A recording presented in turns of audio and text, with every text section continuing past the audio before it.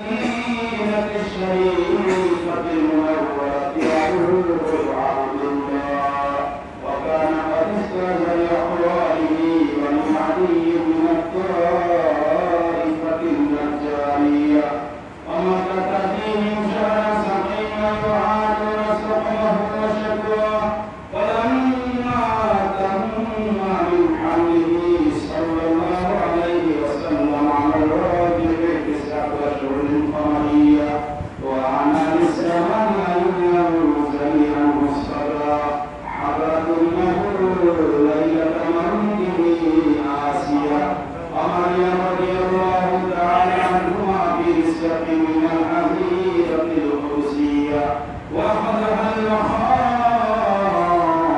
فولدته صلى الله عليه وسلم نورا يتلألأ صلى الله على محمد صلى الله عليه وسلم صلى الله على محمد صلى الله عليه وسلم يا نبي سلام عليك يا رسول سلام عليك يا حبيب سلام عليك سلام الله عليك سيدي يا رسول الله سيدي يا حبيب الله يا مرتدي مكة مدينة يا مرتدي أبواب روضة شدناي جيسي قرينا شابوني لها مدينة يا نبي سلام عليك يا رسول سلام عليك يا حبيب سلام عليك صلوات الله عليك يا رسول الله أمتي الدرود نبي يا حبيب الله نبي أمرتي ربنا ديوانا جد شيء سنار مدينة وكيل أبونا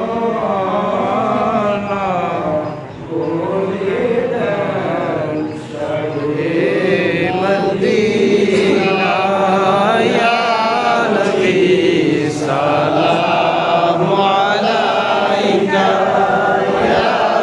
رسول سلام عليك يا حبيب سلام عليك صلوات الله عليك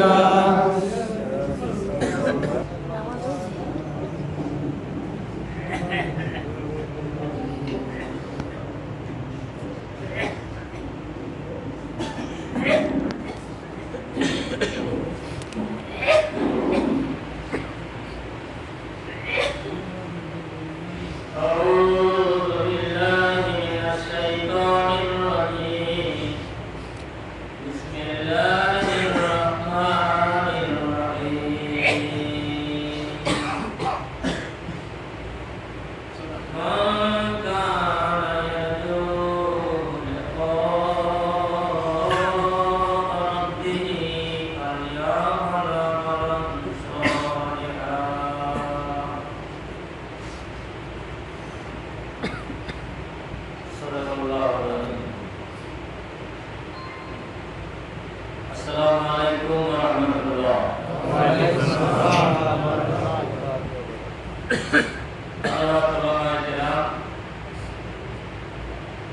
সম্মানিত সুধীবৃন্দ,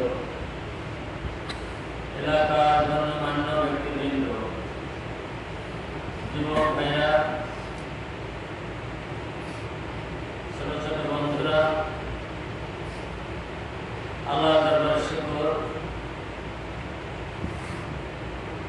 যে আল্লাহ তাবারক তাআলা আমাদেরকে নির্ধারিত পদ্ধতিতে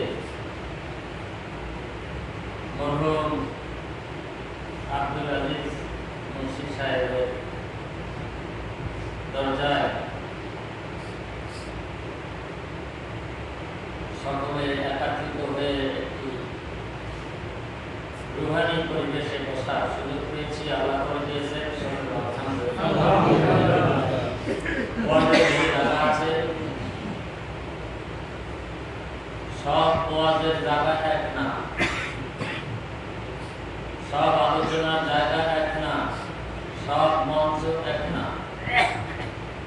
কিছু কিছু জায়গা আছে যে জায়গাটায় গেলে অট্ট হাসি আসে, মনে মনে হাসতে মনে চায়, আর খেতে বেশি মনে চায়। কিছু কিছু জায়গা আছে সুরের ঝংকার শুনতে মনে চায়, আর কিছু কিছু জায়গা আছে হৃদয় দিয়ে কথাগুলো শুনতে মনে চায় বটে, তৎসহ হৃদয়ে আকুতি বেদনা সেটা জাহির হয় চোখের মাঝে। হৃদয়তে তো আছেই যন্ত্রণা, সেই যন্ত্রণার ভাবাবেগ সেটা প্রস্ফুটিত হয় চোখের চেহারা। আল্লাহ নবী সাল্লাল্লাহু আলাইহি ওয়াসাল্লাম তিনি ইরশাদ করেছেন, তোমাদের মধ্যে যাদের চোখ থেকে পানি আসে আল্লাহর ভয়ে, সেই লোকটার জন্য আল্লাহ তাবারক তাআলা জাহান্নামের আগুন হারাম করেছেন। তো আল্লাহর মোলাকাত আমরা চাই। আল্লাহর মোলাকাত যাদের জন্য জাহান্নামের আগুন হারাম হয়েছে তারা পাবে না, যাদের জন্য হারাম হয় নাই তারা পাবে? পাবে কে? যার জন্য জাহান্নামের আগুন হারাম হয়েছে সেই লোক কি করবে? আল্লাহর নবীর আল্লাহর সঙ্গে কিয়ামতের ময়দানে দেখা হবে। সুবহানাল্লাহ। বুখারী শরীফের হাদিস। সাহাবীরা জিজ্ঞাসা করার উত্তরে আল্লাহর নবী বলছিলেন, এই তোমরা চাঁদ দেখো? দেখি। চাঁদ তোমাদের কাছে উজ্জ্বল মনে হয় না? দেখা যায় না স্পষ্ট? বদরের রাত্রি চাঁদ অর্থাৎ 14 তারিখের রাত্র বা 15 তারিখের রাত্র একবারে উজ্জ্বল দেখা যায় না? তোমরা কিয়ামতের ময়দানে আল্লাহকে সেইভাবে দেখতে পাবে। সুবহানাল্লাহ। এখন দুনিয়ায় বিভিন্ন প্রকারের বন্ধু থাকে না? দোকানের বেচা কিনার বন্ধু থাকে,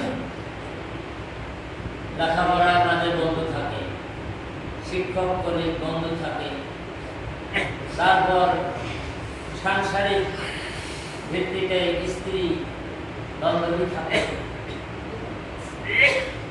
এই সবগুলোর ব্যাপারেই মানুষের একটা অনুভূতি থাকে। যখন এই মানুষটির কোনো নিয়ামত পাওয়া যায় তখনও মানুষ চোখে পানি দেয়, আর যখন নাকি বিরহ হয় তখনও চোখের পানি দেয়, আর যখন নাকি ধরতে পারে না, পায় না, তখনও চোখের পানি দেয়। পাই না, হারে কেমন হইলো, পাইতেছি না কেন? আমার নিজস্ব অভিজ্ঞতায় আমি একটা মালাই নিয়ে নৌকায় পাড়ে দিয়ে যাচ্ছি, একটা লোকের সাথে দেখা, দুটো যুবক, একটা লোক আলোচনা করতে আছে, আমি সে যেন শুনতেছি না, এই ভাব করে রয়েছি দেখি ওরা কি করে। একজন বললেও যে বেটা, প্রেম এমন একটা জিনিস যে যখন নাকি এটাই সাকসেস হওয়া যায় না তখন হৃদয়টা এত নরম হয়ে যায়, এত মানুষ ভাবাবেগ হয়ে যায় যে আর বোধহয় দুনিয়ায় আর থাকবো না। বলতে বলতে বললো কি, আমি এক আল্লাহ ওলির কিসসা শুনছি, আমাদের ফুরফুরা স্যার উনি একটা জঙ্গলে দিয়ে আল্লাহরে পাওয়ার জন্য সাধনা করতেছে। করতে করতে করতে করতে সে লোকের অবস্থাটা হয়েছে এই যে এক ব্যক্তি ওই জঙ্গলে শিকার করতে চাইলে দেখে যে ওই ওই যে ফুরফুরা সেই হরিণ সে দেখতেছে যে তার পায়ের উপর দিয়ে শিকড় দাঁড়িয়ে এরকম মোটা শিকড় হইয়া তার দুই পা আটকে ফেলাইছে, আর সে ধ্যানে মগ্ন আছে। মানুষটা মরে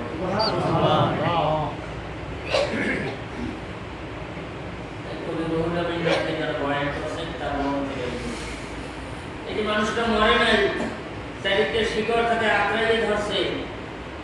সে কি বুঝতে পারতেছে যে আমার শিকড়ে ধরে মারি ফেলাইবে? বুঝতে পারতেছে? পরে শিকড় কাটতে দিতে তারপর তাকে বাইর করছে। তার উদ্দেশ্য কি? আল্লাহ তোমাকে আমার পাইতে হবে। আমি একজন দরবেশের সাথে কথা বলছিলাম, তিনি আমাদের খানকে একটা কথা বলছিল। সেই দরবেশরা বলে যে হুজুর ঈর্ষা হুজুর আমাকে বলছেন তোমার সাথে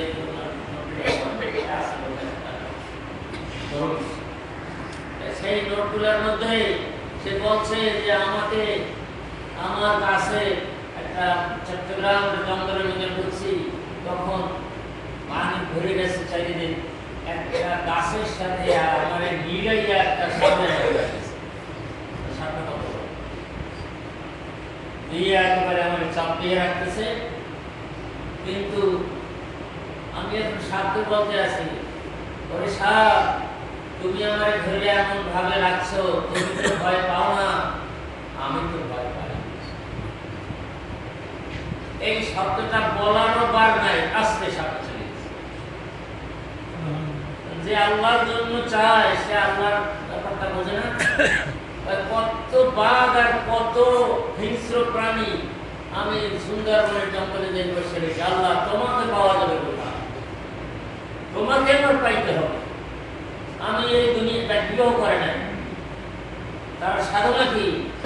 আল্লাহ আমার তোমাকে পাইতে হবে, আমার বিয়ে লাগবে না। এখন 55 বছর বয়সে বিয়ে হয়েছে। এই কথাটা শেষ করবো এই কথা দিয়েই। উনি কয় যে এরকম বাঘ সিংহ আমার পাশ দিয়ে যায়, আমার দেখে কিন্তু আমার পাশ দিয়ে সে চলে যায়। আমার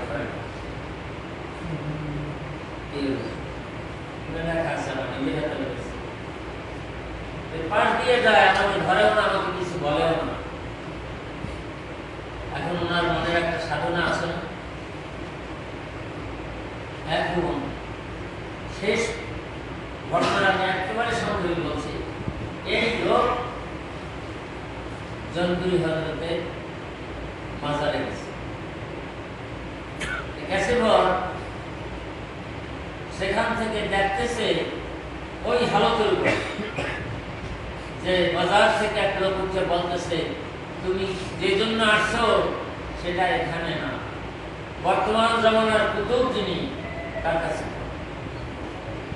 হুজুর আমি চিনবো কেমনে? তখন উনি এইভাবে বলে আমার দিকে তাকাও, ওই লোকটাকে দেখো। সে লোকটা হয়েছে ঢাকার খানকা শরীফ, ঢাকার খানকায়। আর সে বলতেছে ওই যে দেখো ওই জায়গায় গেলে, ওই লোকটার কাছে গেলে তুমি আল্লাহকে পাও। তুমি যে জন্য ঘোরো সেই লোক ওই। আমি তাড়াতাড়ি জনপুর থেকে রংপুর থেকে রওনা করলাম ঢাকায়, যেখানে দেখাইতেছে সেখানে এসে জিজ্ঞেস করলাম যে সেই হুজুর কোথায়? কয়ে দিল সে কিন্তু শর্ষিনার হুজুর, মানে আবু জাফর মোহাম্মদ সাহেব, সে কিন্তু শর্ষিনার হুজুর। তাই সেখানে পরিচয় চাওয়া যে শর্ষিনার হুজুরকে, তার সাথে আমার কথা আছে। যাইয়া সেই খানকা শরীফ উঠছে, সেখানে কেউ নাই, গায়সা হয়ে গেছে। কে আছে? গায়সা। তার কাছেই বলছে ও সব আমি শর্ষিনা পিসারের সাথে দেখা করতে আসছি। কয় সে তো চলে গেছে, এই অল্প আগে এসে ঢাকা থেকে বিদায় নিয়ে বাড়ি চলে গেছে, এখন যাইতে হবে শর্ষিনা। হ্যাঁ হ্যাঁ, অল্পকে পাইলেন না, দেখা যাও। এখন উনি মেলে আইতে আছে, সে সময় কাউখালী ঘাট দেয়, সংযোগ করতেছি তো অনেক কথা আছে সম্ভাবনা। কাউখালী ঘাট দেয়, ওই সময় ওনাটা ভাড়া নেয়, ওনাটা আছে কি আমি আল্লাহরে চাই, তার খাওয়া লাগে না, তাহলে আপনি খান না খান না তো সে খাবার না। 2 দিন 3 দিন 5 দিন 7 দিন 10 দিনের মধ্যে খাবার নেই। আমার রাসূল বলছেন, এই আমি রোজা রাখি, 3 দিন হুজুরে না খাই রোজা রাখছি, 5 দিন হুজুরে না খাই রোজা রাখছি, 7 দিন হুজুরে না খাই রোজা রাখছি, 15 দিন হুজুরে না খাই রোজা রাখছি। সাহাবীরা শুরু করছে যে হুজুরে যদি পারে আমরা পারবো না, কেন আমাদেরও রইতে হবে। তো এখন একদিন 2 দিন গেছে, সব মসজিদে নববী করিয়ে আল্লাহ রাসূলের সে জিজ্ঞাসা করে, এই যে তোমরা এখানে গড়াগড়ি খাওয়া, কারা গড়াগড়ি খায়? অন্য সাহাবীরা বলেন, হুজুর এই সাহাবীরা হলো আপনার দেখা দেখি একটা রোজা শুরু করে দিয়েছে, সওমে বিসার, 3 দিন 5 দিন ওরা রোজা রইতে চেষ্টা করতেছে। কয় ওদেরকে রোজা রইতে কইছে কে? ওরা নিজেরাই বাইর করে রইতে আছে। বা না না, আমার তো স্বয়ং আল্লাহ খাওয়ায়, কোথায় সেটা ইসকিনি, আমাকে আল্লাহ খাওয়ায়, এমনি আল্লাহ আমাকে পান করায়, আমাকে ইসকিনি খাওয়ায়, পান করায় এবং খাওয়ায়, আমি এই জন্য রোজা রাখি। এখন উনি 15 দিনে পারে, এখন ওই দরবেশ তার তো ভাড়া লাগে, উনি পাঠিয়েই গেছে, যেহেতু উনিও 15 দিনে খায় না। এইটার আমি সঠিক প্রমাণ পাইলাম, ওই যে এক পাল্লায় নৌকায় আমি ফেরত পাড়ি দিয়ে যাই, তখন ওই ছেলেটা বলে যে আমি একাধারে 7 দিন বসে রয়েছি, যে ওরাই আমার পাইতে হবে। একটা বালক একজন বালিকাকে তার এই পাইতে হবে সাধনা, সে 7 দিন পর্যন্ত কিছু হয় না, তবু সে দুর্বল। এতে তো আর বাবার নাম জিজ্ঞেস করে রাখি নাই, যে এখন আমি জিজ্ঞেস করতাম। এখানে একটা শিক্ষা আছে, যখন নাকি পর্যায় চরম উঠে যায়, তখন আর তার এই কলিজার মধ্যে আর কোনো ভয় থাকে না যে আমার এটা গুলি দিল, আর এটা আমার গুলি দিয়ে আমার রক্ত বাইরে দিয়ে মারিয়ে, এই ভয় তখন আর থাকে না। একটা সাবিয়া জায়েদ সাবিত রাদিয়াল্লাহু তাআলা তিনি, আর জাফর ইবনে আবি তালিব তিনি, আর আব্দুল্লাহ ইবনে রাওয়াহা তিনি, এই 3 জন সাহাবী সেনাপতি বানাইছিল। একটা যদি সেনাপতি লাগে কয়জন? খুব ভালো করে বলছেন, বাচ্চারা বলবে কয়জন লাগে? একটা মজলিসের সভাপতি লাগে কয়জন? এখন হুজুরের এই ভাই কয়জন লাগে? একটা সবাই কয়জন লাগে? একটা যুদ্ধে কয়জন সেনাপতি লাগে? একজন। কিন্তু হুজুরে বললেন যে 3 জন তোমরা এই যুদ্ধের সেনাপতি দায়িত্ব পালন করো। 3 জন কেমনি করবে? বলে না যে তুমি শুক্রবার, আমাকে শনিবার, তোমাকে রবিবার, তা নয়। হুজুর বললেন যায়েদ ইবনে সাবিত প্রথম ঝান্ডা বহন করবে, এর পরের ঝান্ডা বহন করবে জাফর ইবনে আবি তালিব। আবু তালিবের এক ছেলের নাম জাফর। আমার আব্বা কইছে যে বাবা আমি জাফর সাথে কাছে আরো জাফর আছে, অনেক বড় বড় ওলি আছে, আমার কাছে বলছে আমি ওর নামটা এই জন্য জাফর। এই জাফর ইবনে আবি তালিব ইনি 2 নম্বরে। 3 নম্বরে আব্দুল্লাহ ইবনে রাওয়াহা। হুজুর নিজে হাঁটতে যাইতেছেন, আর একজনের মধ্যে ধরাইছে ওরা। সুবহানাল্লাহ। হুজুরকে হাঁটতে যাওয়ার মানুষ, আর যে সেনাপতি সেটি ঘোরায় যাওয়ার মানুষ, হুজুরের সামনে বসে হাদিসের আমি নিজে বলছি, এখন হাঁটতে যাইতেছে হুজুর আগাই দিতেছে, যাও তুমি আগাই দিলাম। এখন আব্দুল ইবনে রাওয়াহা তিনি আর যায় না, তিনি জুমার নামাজ পড়ার জন্য হুজুরের মসজিদের মধ্যে হাজির, আর ওরা দুজন জেহাদে রওনা হয়েছে। এখন হুজুর জিজ্ঞেস, এই আব্দুল ইবনে রাওয়াহা তুমি কি করছো, তুমি জিহাদে যাও না? না হুজুর। কেন? আমি তো যাবো, আমি একটু সময় ধরে যাবো, পরে যাবো। কেন সময় করবা কেন? হুজুর আপনি যে বয়ান করেছেন তাতে আমি বুঝতে পেরেছি যে যায়েদ ইবনে সাবিত রাদিয়াল্লাহু তাআলা আনহু ওখানে বেশি শহীদ হয়েছে। জানা সত্ত্বেও তারা স্বীকার করছে যে হুজুর কেন বলে এটা চিন্তা করে না, আজকে ঠান্ডা বলিয়া রওনা করছে। তারপরে জাফর ইবনে আবি তালেব এও শহীদ হয়ে যাবে, আমি এটা বুঝছি। যেহেতু আপনি বলছেন এরপরে সুতরাং আমি তো 3 নম্বরে আছি, আমি বুঝতে পারছি আমি দুনিয়ায় থাকবো না। হুজুর আপনার পিছনের নামাজ আর পড়া হবে না, এই জন্য আমি এই মেরে গেছি, আমি আপনার পিছনে শেষ নামাজ বলতে যাচ্ছে। ঠিক হয়েছে, আল্লাহ নবী একে একে বলে এখন শহীদ হয়েছে যায়েদ ইবনে সাবিত, মদিনা শরীফের সাহাবীদেরকে নিয়ে বলতেছে এখন শহীদ হয়ে গেল যায়েদ ইবনে সাবিত। 2 নম্বরে শহীদ হয়ে গেল জাফর ইবনে আবি তালেব।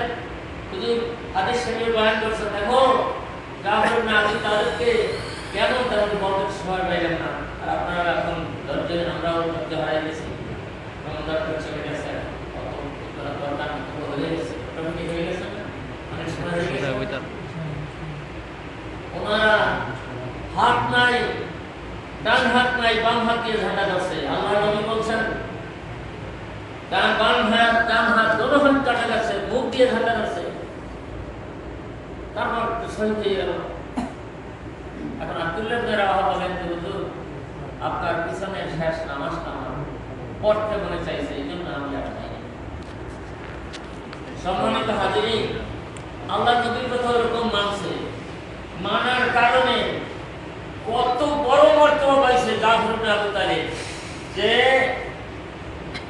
সে জান্নাতের মধ্যে আমার নবী বলেন যে আমি জাফর ইবনে আবি তালেবকে জান্নাতের মধ্যে দেখছি যে সে জান্নাতের মধ্যে এক জায়গা থেকে আরেক জায়গাতে যায়, সে উঠে উঠে যায়। কেন? তার 2 হাত নাই। আল্লাহ তাআলা তার জন্য 2টা হাত পাংখা বানাই দিয়েছে, সেই পাংখা দিয়ে তারা উঠে। এইটার পরও তারা মানিয়ে নিয়েছে। আমি আর কিছু বলতে চাই না। আমাদের এই সিলসিলার যারা মুরব্বী তাদের বহু কাজ, বহু খেদমত এই দুনিয়ার মধ্যে রয়ে গেছে।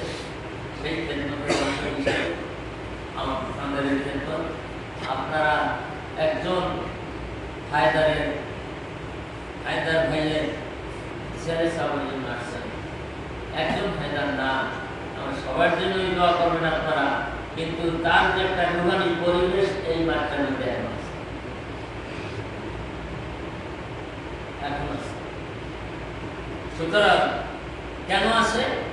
যা কিছু তার মূল উদ্দেশ্যটা সেখানে যায়, সেখানে যখন যায় ওনার তো কবরের মধ্যে তো উনি লাশ পচে গেছে সেটা ব্যাপার না, ব্যাপারটা হল ওনার একটা রুহু কবরের মধ্যে আছে, সেই রুহুটার সাথে একটা ট্রানজেকশন, একটা ইথারি লাইন আলাদা একটা আছে। আপনি যদি এখন বাবার জন্য দোয়া করেন, আপনার চোখের মধ্যে পানি আসে না যে আমি বাবার জন্য দোয়া করতেছি? তার সেখান থেকে যে লাইন, ইথারের লাইন আপনার হৃদয়ের মধ্যে আসে, সেখান থেকে চাপ দেয়, সেই চাপের প্রতিফলন আপনার চোখ দিয়ে পড়ে। সবচেয়ে বেশি হলো আল্লাহ। এ বাপ বলেন, মা বলেন, স্ত্রী বলেন, প্রেমের আগুনে পড়া মানুষ বলেন, ওরা তো একটা আগুনে পড়ে যে পাবে না, জীবনেও তার আশা নাই যে এই প্রেমটা তার সাকসেসফুল হবে। কিন্তু তারপরে তো পড়ে আগুনে জ্বলে, এই যে জ্বলে তার একটা প্রভাব সেখানে পৌঁছে, কিন্তু সে পারে না। আল্লাহর জন্য যার হৃদয়ের মধ্যে এই আগুন জ্বলবে, সে একদিন না একদিন আল্লাহ তাআলার সাথে তার সম্পর্ক হয়ে যাবে। যেই সম্পর্কের কারণে উনি যা করবে সব ভালো লাগবে তার। আপনি এখন পারেন না, আপনি তখন পারবেন। এখন আপনি শুয়ে থাকেন, আপনার আল্লাহর নাম লইতে মনে হয় না। যখন আপনি স্তরটা পার হবে, তখন আল্লাহর নাম না লই আপনি এক সেকেন্ডও ঘুমাইতে পারবেন না। যতক্ষণ আপনার ঘুম না আসবে ততক্ষণই আপনি আল্লাহর নাম লইতে দিবেন। যখন আপনি আল্লাহর নাম লইবেন, ঘুমিয়ে যাইবেন, তখন ওই সময় থেকে একেবারে আবার যখন ঘুম থেকে থাকবেন, জাগার সঙ্গে সঙ্গে যতটুকু বলতে সময় লাগে সব সময় যদি আপনার আল্লাহর জিকিরের কথায় নাম লেখা হবে। খাও না, এই মেহনত খাও না। আপনার উসিলায় যদি উনি একটু জিকির করে, তাহলে সেই আপনার ওইরকম সারা রাত্র জিকিরে যে সব হবে, এই লোকটা আসতো না, এই লোকটা বলতো না, এই লোকটা জিকির করতো না, এই লোকটাই যখন আল্লাহর সাথে তার সম্পর্ক টাইম ধরে জিকির করা শুরু করবে, তখন এই লোকের যত জিকিরের সব আপনার মনে হবে। এটাই হবে। আর এইটা করলে আপনার যদি এখন বলা হয় যে আপনি 5 ওয়াক্ত নামাজ পড়বেন, দাঁড়িয়ে রাখবেন, যোগ্য গায়ে দেবেন, 5 ওয়াক্ত নামাজ জমাতে পারবেন, দেখবেন আপনি কামিয়াব হবেন না। এই জন্য আমাদের হুজুর অত্যন্ত সুকৌশলে বলতেন, আল্লাহর নবীর চেহারার সাথে কার চেহারা লাগাইতে চান, কার চেহারা মিলাইতে চান, যে যে আল্লাহর নবীর চেহারার সাথে চেহারা করতে চান সে দাঁড়ায়। 3 মিনিট 4 মিনিটের মাথায় 400 মানুষ, আমরা একজনের তারপরে কিনি, একজন মানুষ পারে না। আর 1 3 4 5 3 4 5 মিনিটের মাথায় মানুষগুলো দাঁড়িয়ে যায়, হুজুর আমি দাঁড়িয়ে রাখবো। তার মধ্যে সব রাখতে পারে না, কিন্তু কিছু তো রাখে না, মানুষগুলো বুঝলেন না? সুতরাং আল্লাহর ওলিদের কথা শুনবেন, আল্লাহর ওলিরা যেভাবে নির্দেশ করেন তালিম জলসাইকে সেইভাবে যাবেন। যেতে যেতে যেতে যেতে হৃদয়ের উপরে যখন নাকি একটা পশলা আছে, পশলা, এই পশলাটা যখন সাফ হয়ে যাবে, তখন আপনার হৃদয়টা কি হয়ে যাবে? সাফ হয়ে যাবে। কাজে আল্লাহ দরবার ফরিয়াদ করবেন, আল্লাহ আমাদের হৃদয়টা সাফ করে দেন।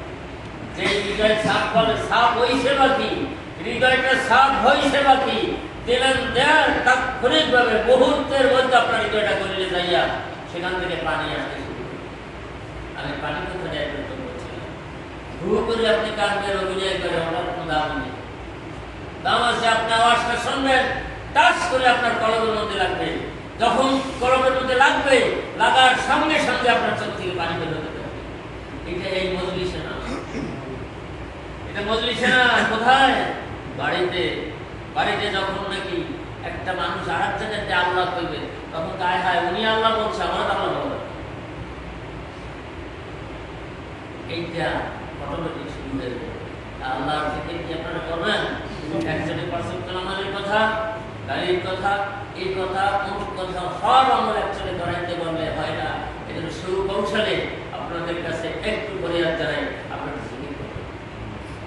কি করবেন? জিকির করবেন। জিকির করবেন কিরকম? অনেক রকমের জিকির আছে। জিকির করায় তাতে কোনো আওয়াজও নেই। আমাদের হুজুরাও জিকির করে, আওয়াজ নেই, সেটা পড়ে। কিন্তু প্রাথমিক পর্যায়ে আস্তে আস্তে গলাটা সাফ করার জন্য লা ইলাহা ইল্লাল্লাহ ইল্লাল্লাহ গম্ভীর আওয়াজ, এইটা এইভাবে আস্তে আস্তে কয়েকবার করে আপনারা, আমি হুজুরের যত সময় মানে নিয়ে এটা বলে হুজুর, এই ধরনের সময় এখন নাই, নিয়ত করলেন সবাই আগের মতো, এখন জিকির করেন, ঠান্ডা হবে, এইভাবে জিকির করেন খুব ধ্যানমগ্নভাবে। আল্লাহকে যেন আমার কলমের মধ্যে বসাই দিন।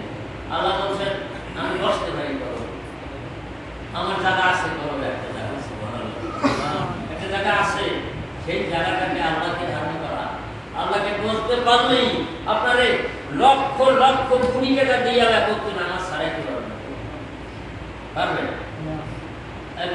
যে অবস্থায় আসছে, ঘুরে আসছে একটা জায়গায় আল্লাহ ঘরে, ওনারা যদি বলে ভাই আজকে 1 ওয়াক্ত নামাজের জন্য ছাড়েন, আপনাকে 1 লক্ষ টাকা দিবেন, সামনে আছে, পারেন? পারবেন? পারবেন? উনি বলে ভাই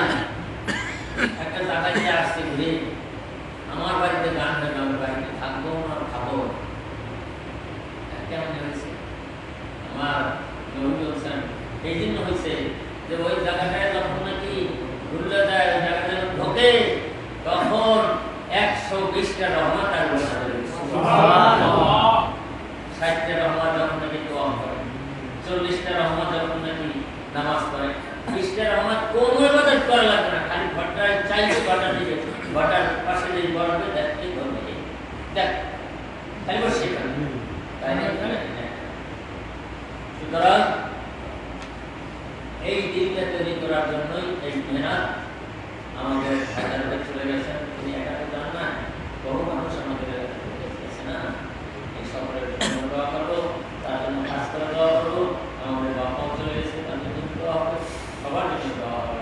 আর বিশেষত আমাদের এই যে তালিম সম্পর্কে বলা হলো, আমরাও আছি, আমাদের জন্য একজন শিক্ষা দিয়েছে, তাদের যারা গেছে আমাদের বিশ্বাস করলাম মধ্যে তিনি ভালো করেছেন, কারণ শিখছে মহারম থেকে এখন তারা শিখছে 10ই মহারম থেকে ভালো করেছেন, 10ই মহারম থেকে জুলাই 17 জান্নাতুল উচ্চমকাম দান করুন এবং তাদেরই পাওয়া আমরা এই তালিমের জন্য